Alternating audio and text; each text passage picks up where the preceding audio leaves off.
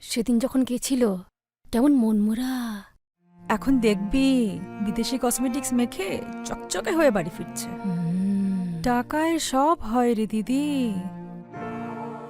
হ্যাঁ, তখন আমার বিয়ে হয়নি। এই বোন, বলছি বাঁচাও বলে যে আমাকে ওই বাড়ি থেকে তাড়িয়ে দিয়েছে, সেটা কি নদীকে বলবো নাকি চেপে যাবো বলতো? এমন ভাবে বলছিস যেন আমি না বলতে বললে তুই চুপ থাকবি। না, বিষয়টা তা নয়।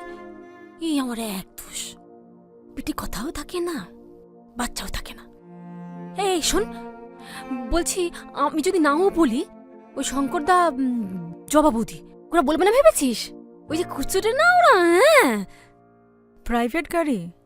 ও, হ্যাঁ। ডক্টর সেনের। ছাড় তো, এলে তো আমরাই আগে দেখতে পাবো। হ্যাঁ।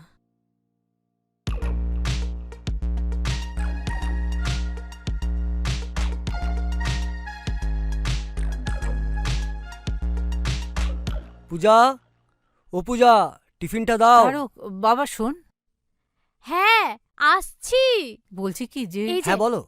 এই নাও তোমার টিফিন বক্স। কোনো মতে ঢ্যাঁড়সগুলো ভেজেছি, মুচমুচে হয়নি কিন্তু। সে ঠিক আছে।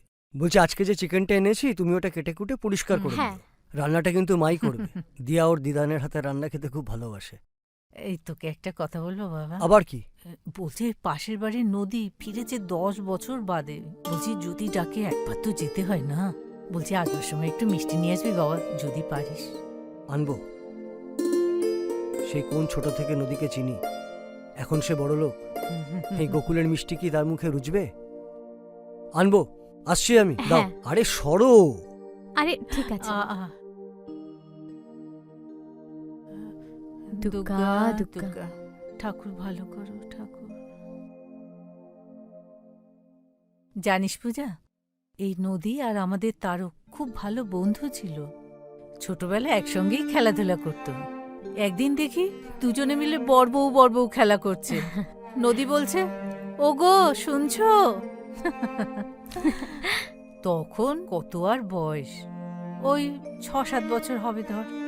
ভাগ্যিস ও বিদেশ চলে গেল, না হলে তো আমার কালনা থেকে কলকাতা আর আসাই হতো না।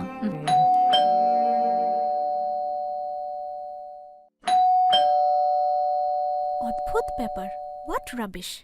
গলা প্রায় চিড়ে গেল, নিচ থেকে ডাকছি শুনতে পাচ্ছ না?